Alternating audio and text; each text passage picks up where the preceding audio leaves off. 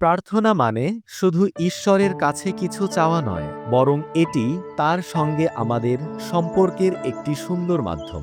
যখন আমরা প্রার্থনা করি, তখন তার কাছে আমাদের জীবনের সব আনন্দ, দুঃখ, ভয় এবং আশা মন খুলে প্রকাশ করি।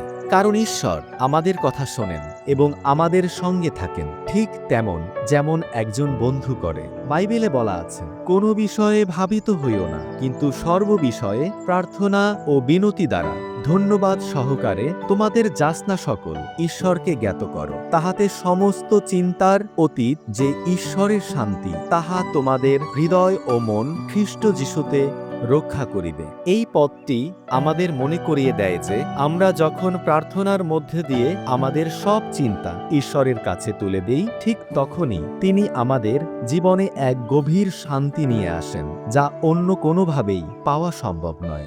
তাই আসুন আমরা প্রতিদিন কিছুটা সময় বের করে প্রার্থনায় বসি, ঈশ্বরের সঙ্গে সম্পর্ক গড়ে তুলি এবং তার শান্তিময় আবেশের মধ্যে গমনাগমন করি।